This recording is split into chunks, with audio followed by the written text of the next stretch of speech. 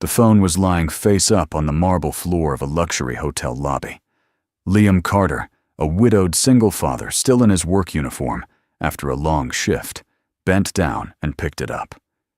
Across the lobby, a woman in an expensive suit was already moving toward him, her face tight with something closer to panic than inconvenience. But before he could take a single step in her direction, the screen lit up. Liam went completely still. The lock screen photo was not a family member, not a pet, not a landscape. It was his own face staring back at him, a photo of him, a grown man saved by a stranger he had never met. Liam did not move right away.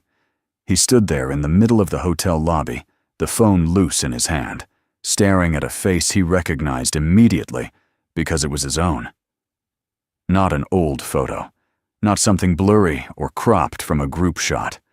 It was a clear recent image of him taken from a distance, the kind of photo a person takes without the subject ever knowing. His work jacket was visible in the frame. He had worn that jacket for the past 2 years. The woman reached him before he could process any of it. She was dressed in a charcoal blazer and tailored trousers, the kind of outfit that did not come off a sale rack. Her dark hair was pulled back cleanly, and her face composed and sharp under normal circumstances. He guessed was doing something it clearly was not used to doing. It was showing fear. Not the mild embarrassment of someone who dropped their phone. Something deeper. Something that looked a lot like being caught. Liam held the phone out toward her without a word. The screen was still lit. She looked down at it, then back up at him, and for a moment neither of them said anything. The lobby moved around them, a bellman crossing with a luggage cart. 2 men in suits talking near the elevator bank, the low sound of a piano coming from somewhere deeper in the building. None of it touched the strange stillness between the two of them. She was the one who finally spoke. Her voice was steady but only just. "You saw it," she said. It was not a question. Liam kept his expression even. He had spent years doing physical work in buildings full of people who talked past him, and he had learned a long time ago not to react before he understood a situation. "Your phone was on the floor," he said. "I picked it up." She reached out and took it from him. Her fingers were careful, deliberate. She pressed the phone against her side like she was putting something away that had already said too much. Then she looked at him again, and her expression shifted into something he could not quite name. Not embarrassment, exactly. Not relief. Something that looked more like a person bracing for a conversation they had been rehearsing for years. "Do you really not recognize me?" she asked. Liam looked at her, the way a person looks at someone they are genuinely trying to place. He took in her face, the line of her jaw, the set of her eyes, the way she held herself with the particular stillness of someone who had spent a long time teaching herself not to fidget. Nothing came to him. He was certain he had never met this woman. He would have remembered. "I don't," he said. "Should I?" Something moved across her face. It was brief, and she controlled it quickly, but he caught it. It was the look of a person absorbing a small blow. She straightened slightly. "Charlotte Hayes," she said. The name landed without much weight at first. Then it landed again. Hayes Dynamics. He had seen that name on the news on the side of a building downtown, on the screen of a television in a waiting room, once, while he was filling out paperwork for a maintenance contract. Charlotte Hayes was the kind of name that appeared in headlines. He had never had a reason to connect it to a person standing directly in front of him. "I know the name," he said carefully. "But not me," she said. "No," he said, "not you." She nodded slowly, as if confirming something she had suspected, but hoped might not be true. The lobby continued around them. A woman in heels clicked past without looking up from her phone. Liam was aware that he was still in his work uniform boots, dark cargo pants, a jacket with a small company logo on the chest, standing in the kind of hotel where the flower arrangement in the center of the lobby probably cost more than his monthly electric bill. He was not embarrassed by this, but he was aware of it. Charlotte looked toward the hotel bar at the far end of the lobby. It was quiet at this hour, most of the conference crowd having already filtered out. "I owe you an explanation," she said. "I know how that looked." She glanced back at him. "Can I buy you a coffee? I'll keep it short." Liam looked at her for a moment. Everything in his experience told him to say no politely and walk out. He had a drive ahead of him. He had things to do.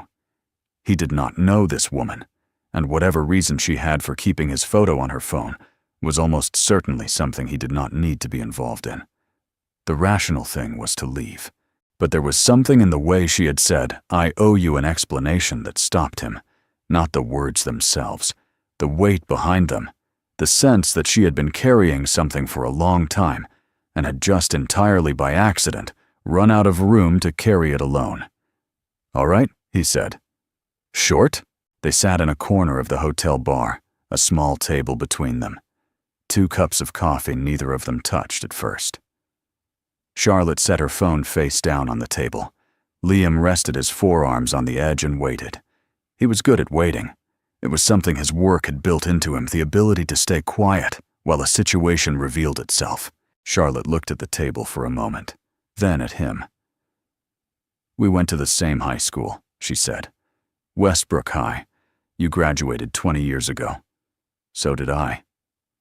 Liam thought about it. Westbrook. He had gone there.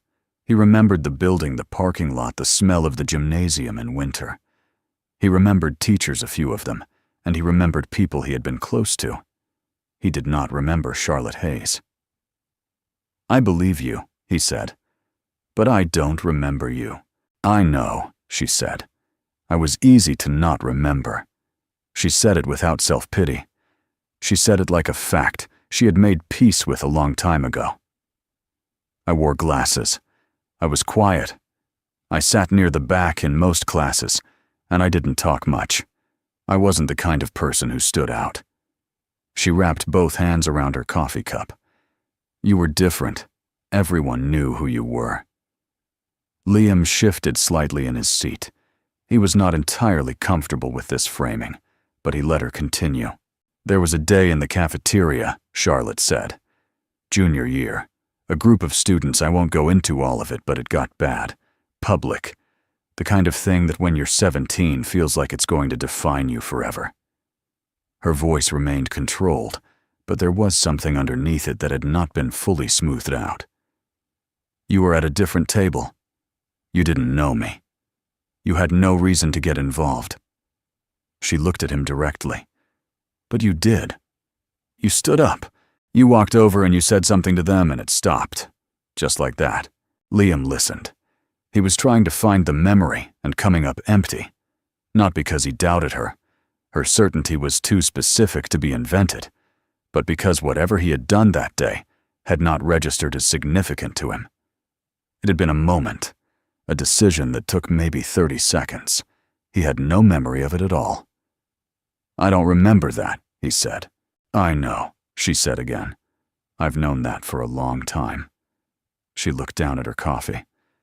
"That's the part that's hard to explain. That moment was probably nothing to you. It was Tuesday. You moved on." She lifted her eyes back to his. "But for me, it was the moment I decided I wasn't going to disappear. It sounds dramatic, I know. But when you're that age, and you feel that invisible, and then someone who has no obligation to you at all, sees what's happening and does something about it, it changes the way you understand things. It changed the way I understood myself." Liam sat with that for a moment.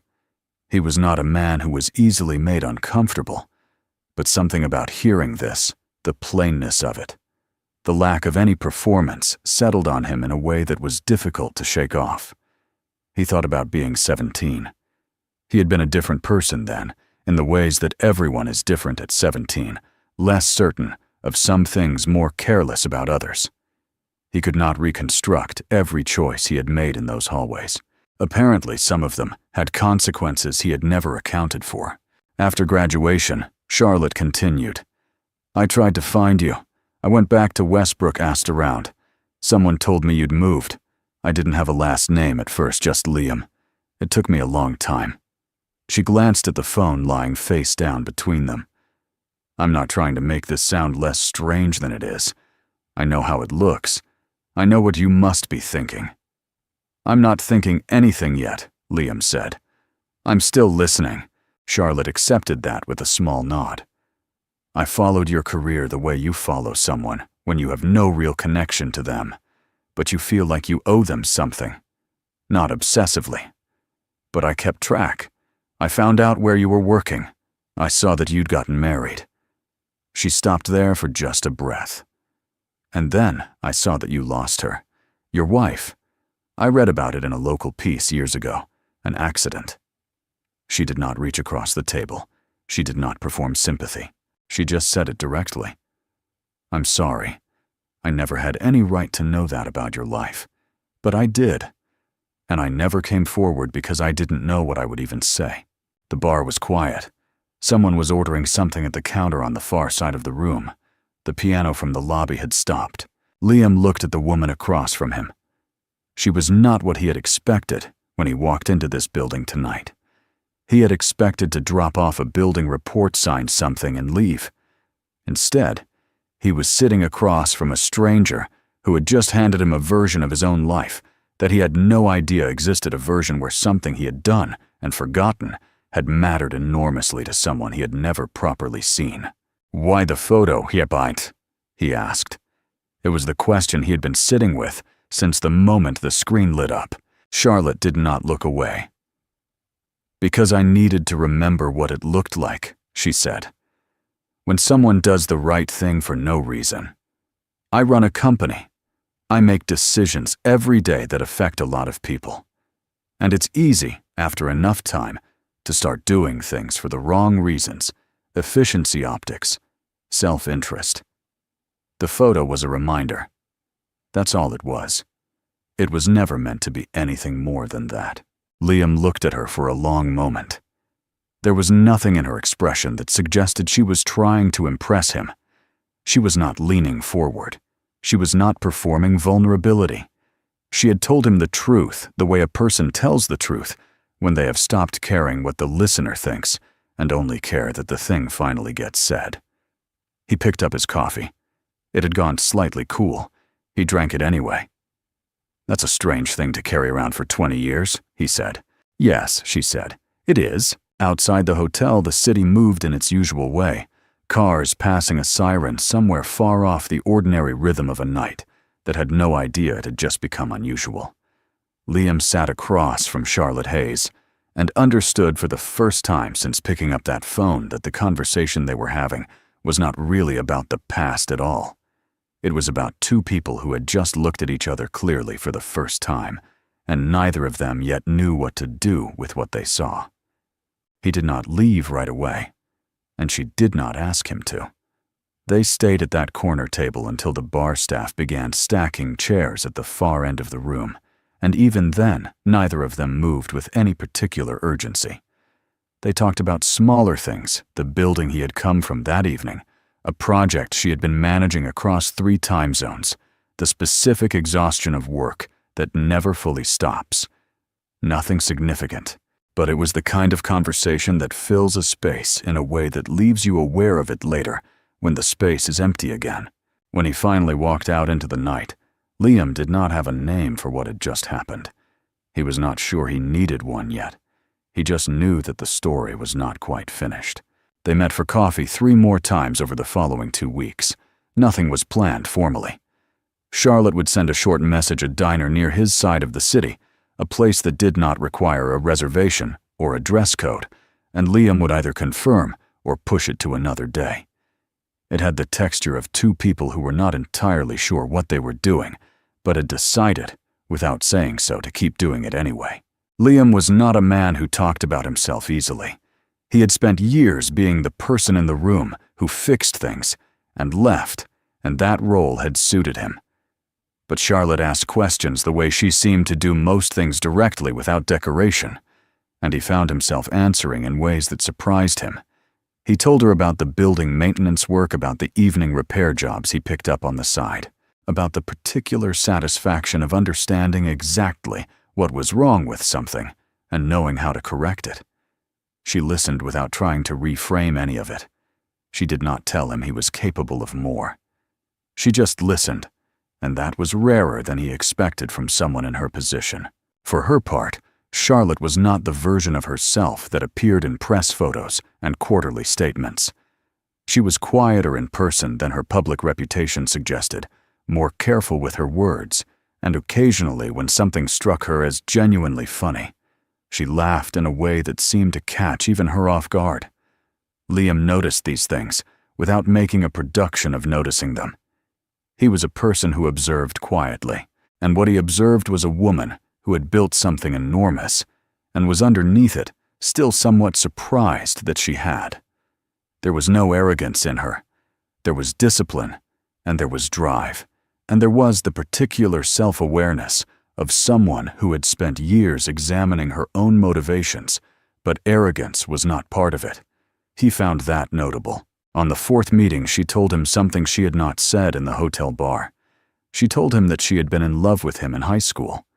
Not the soft, vague kind of feeling that teenagers project onto people they admire.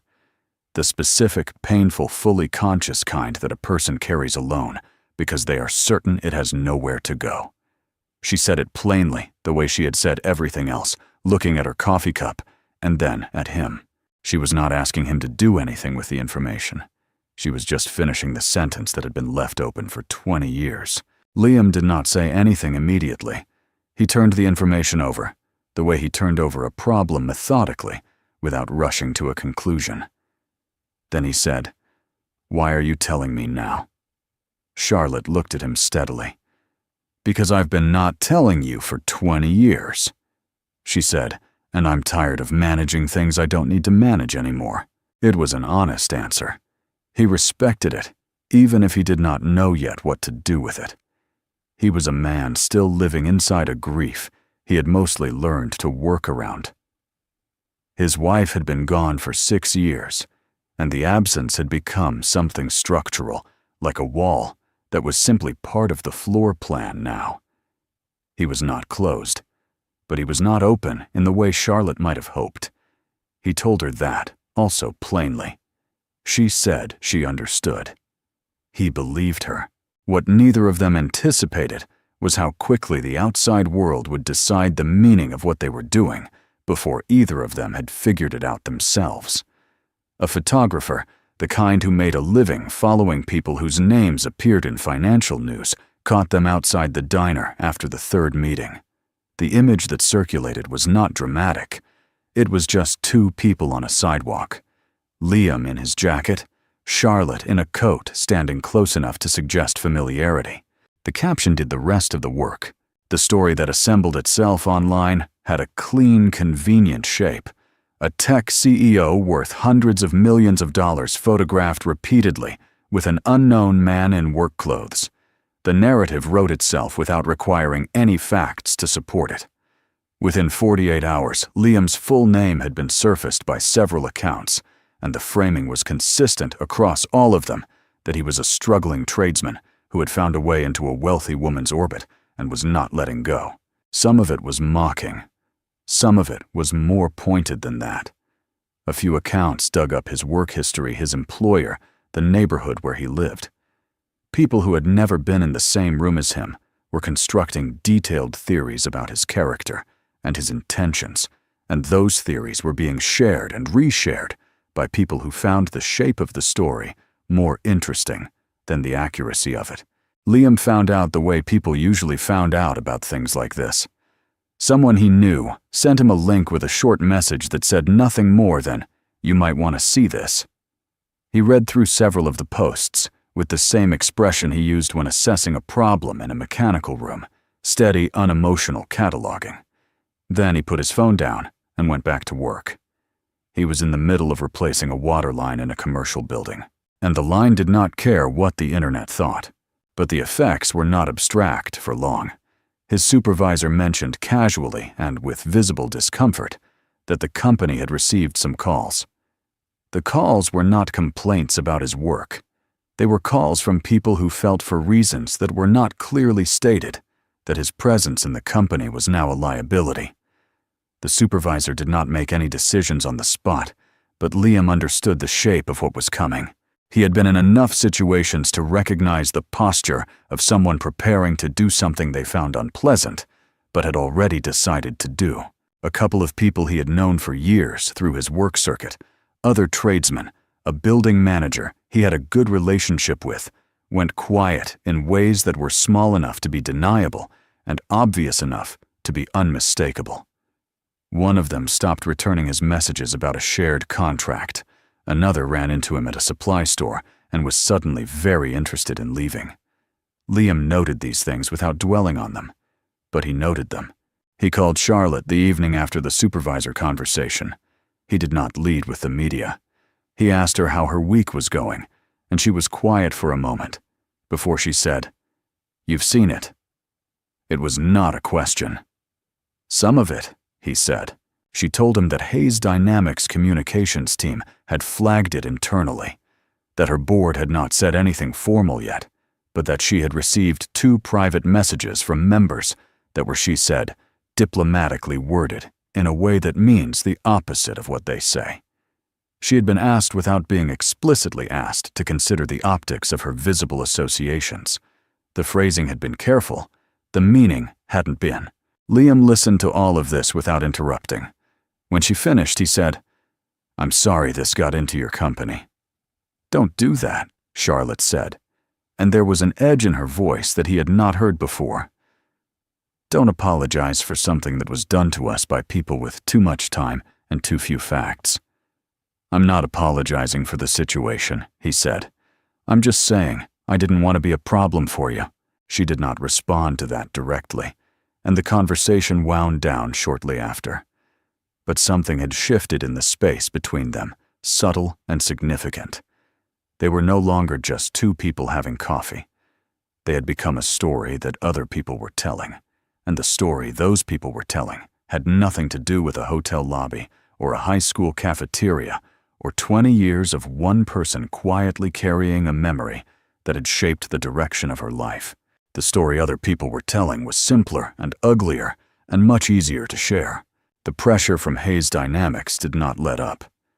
Charlotte's assistant, a woman named Rachel, who functioned as the first line between Charlotte and every demand on her time, told her quietly one morning that 2 board members had requested a private call. Charlotte took the call. She did not relay the full contents of it to Liam, but he did not need the full contents. He had already begun drawing his own conclusions.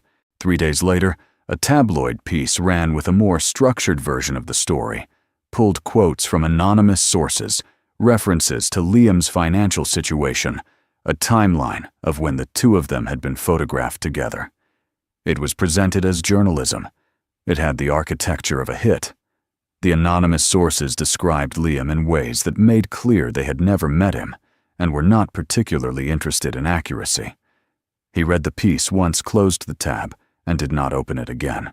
What he could not close so easily was the accumulation, the supervisor's discomfort, the colleagues who had gone quiet, the piece, the way his name was now attached to a narrative he had not written and could not correct.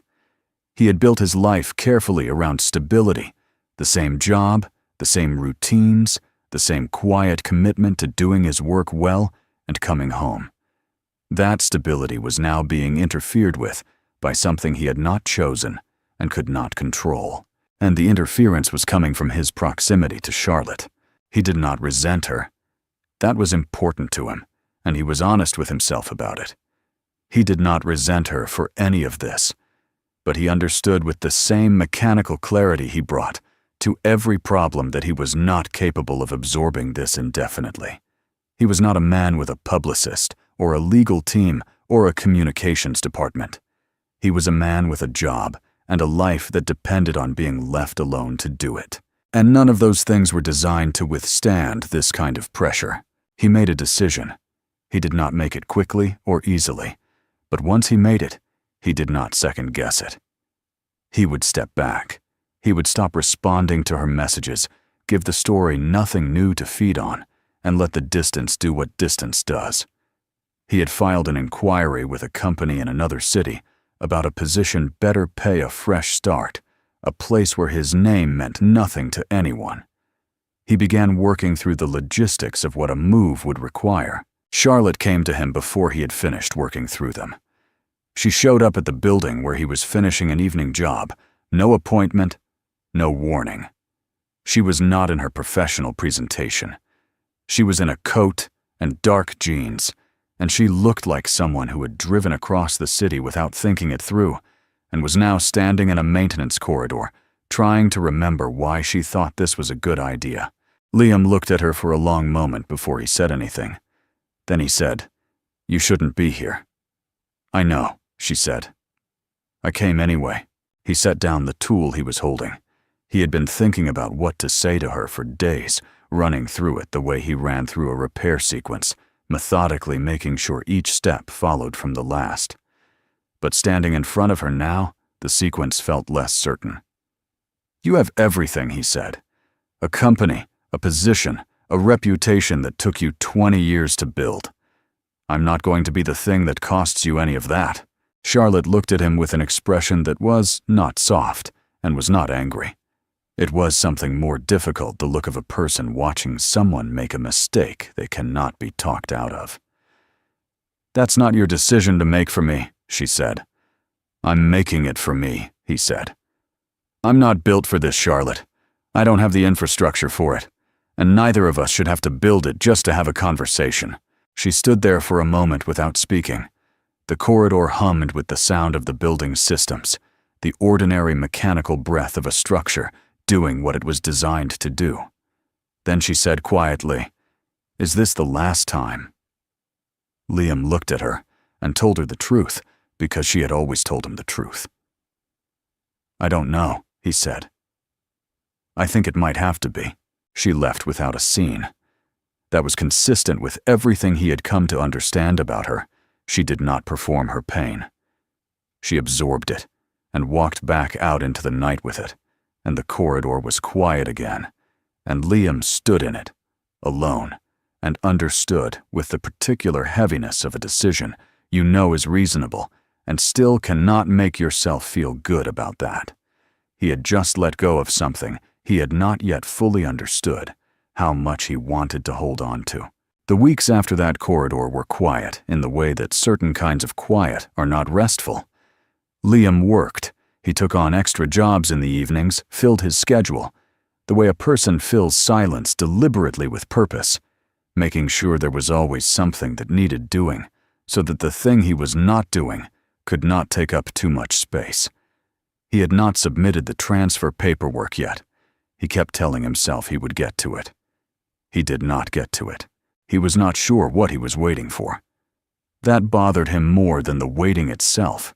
He was a person who understood systems, mechanical systems, structural systems, the kind where you trace a problem back to its source and address it directly. But what he was feeling in the weeks after the corridor did not behave like a system. It had no clear source and no clean solution. It was just there, low and persistent, the way certain sounds in a building are there, present enough to notice.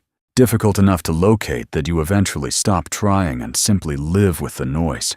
Charlotte did not contact him after the corridor. He had half expected her to push back.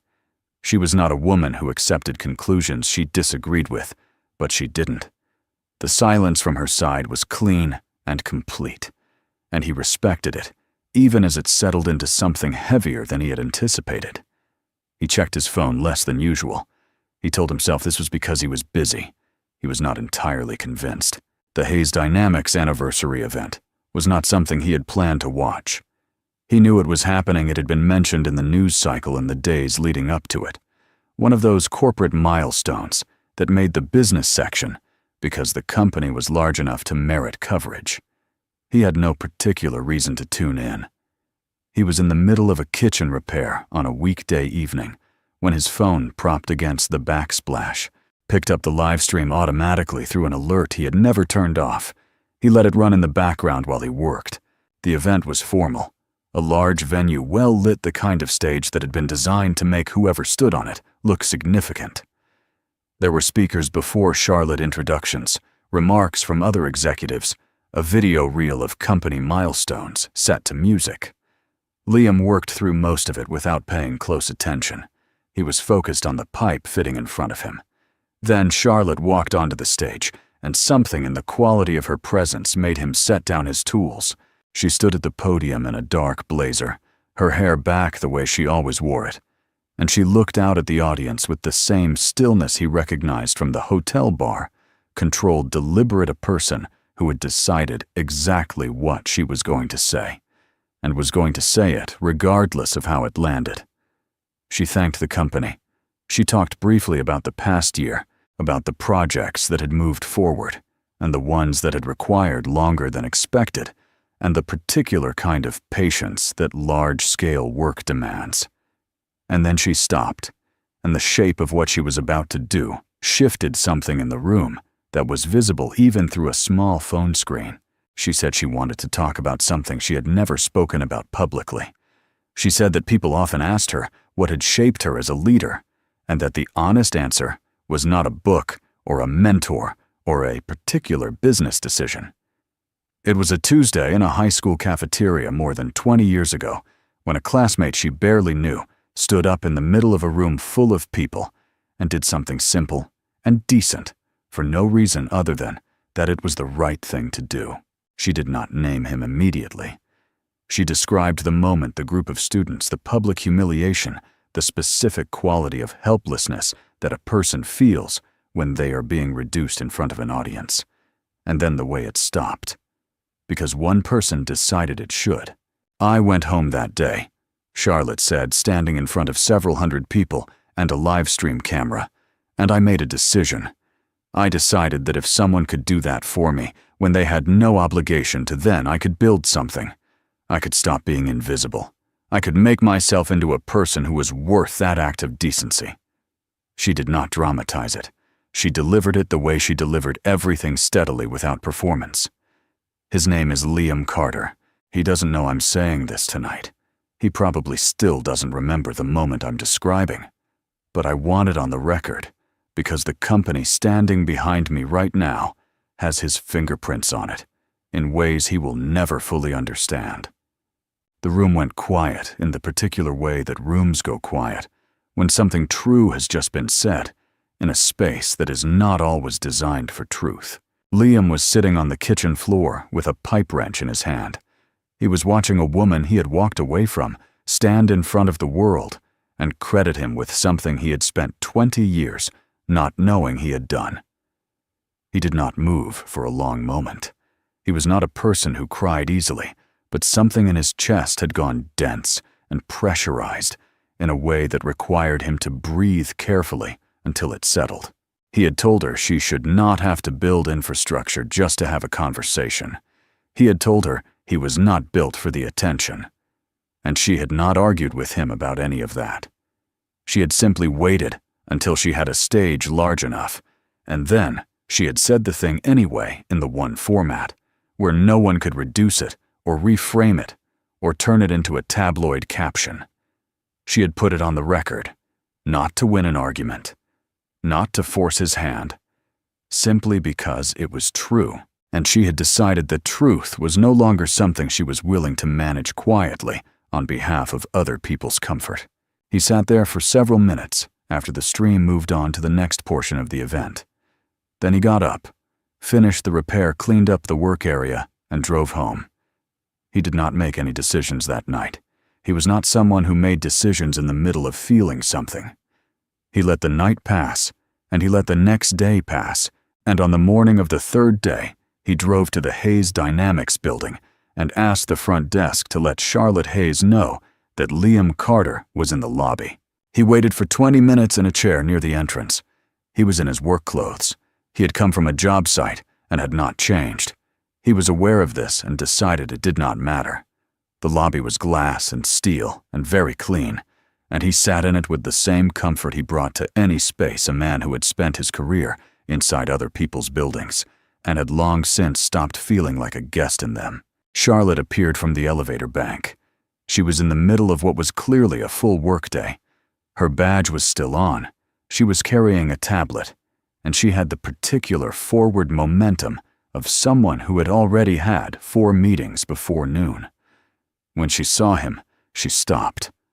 For just a second before the professional composure returned, she looked like a person who had not expected this and was not entirely sure her face was going to behave. She led him to a small conference room off the main corridor rather than upstairs to her office. It was practical and neutral, a round table, 4 chairs, a window, looking out onto the street below. She set her tablet down and looked at him. "You didn't have to come here," she said. "I know," Liam said. "I came anyway."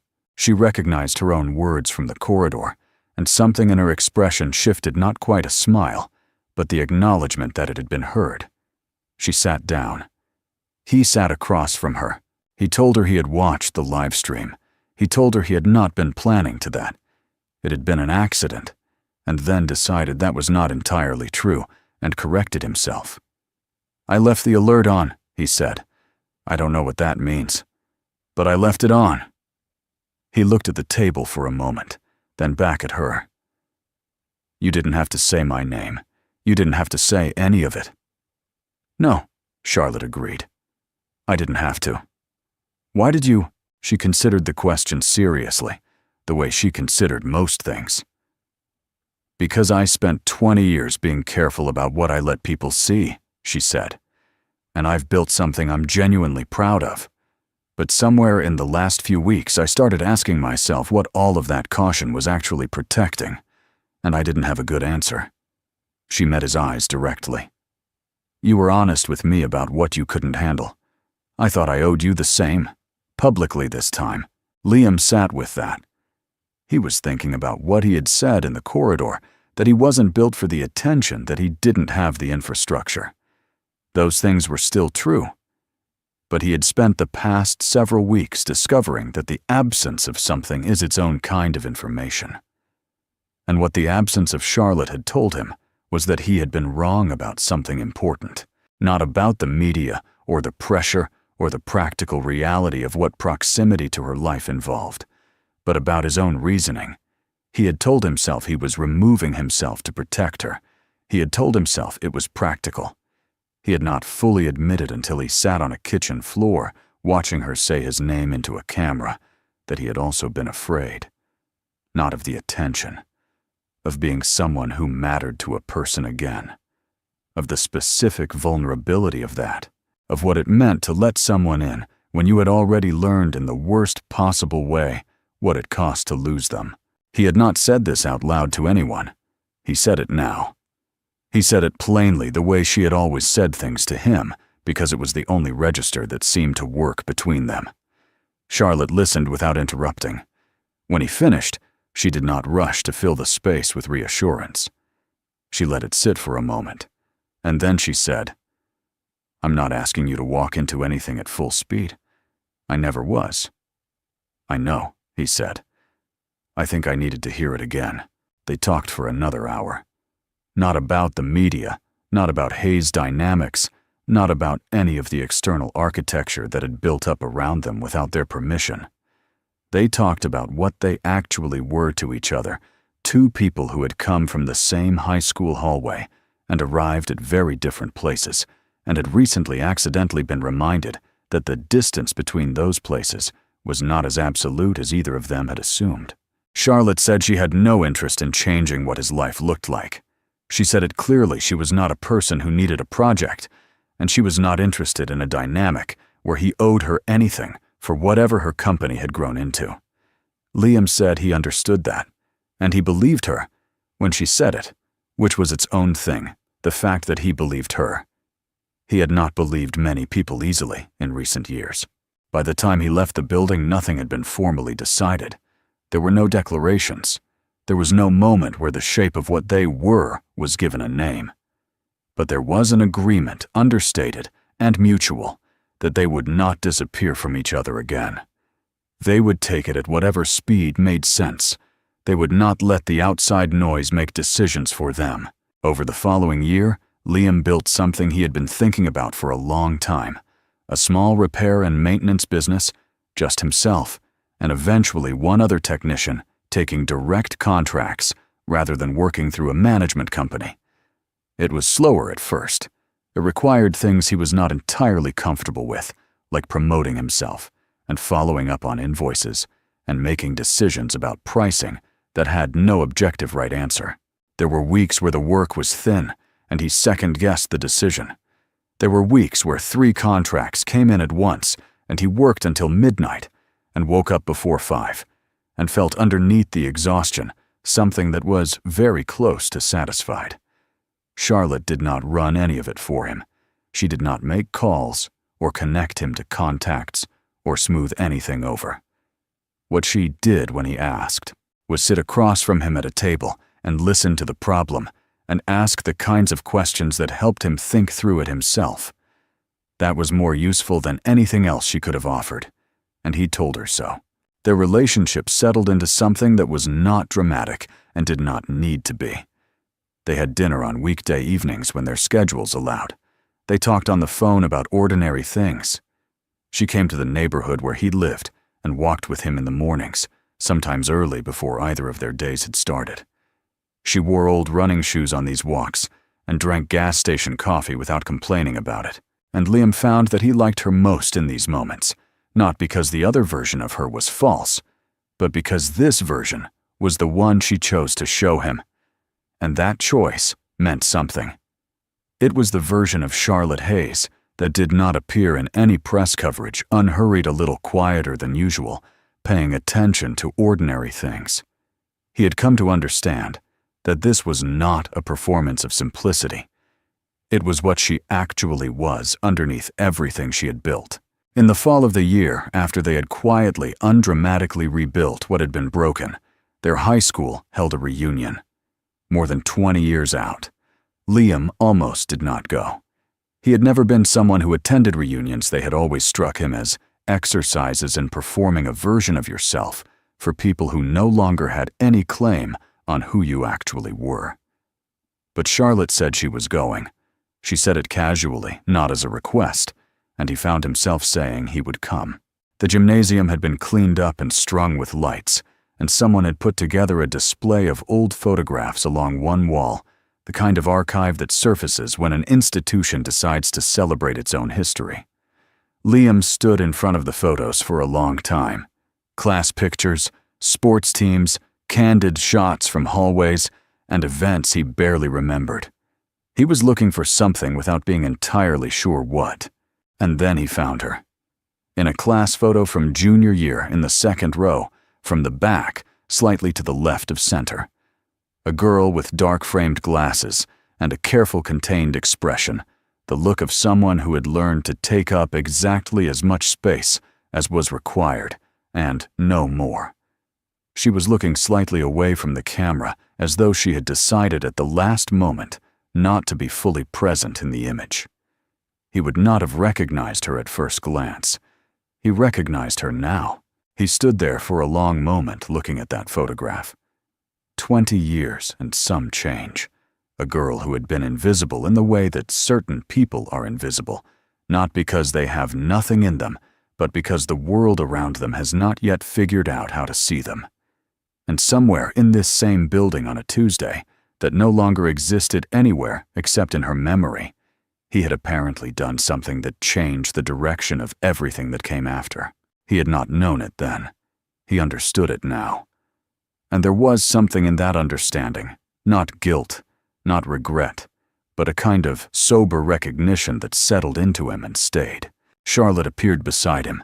She looked at the photo and then at him, and she did not say anything. She did not need to.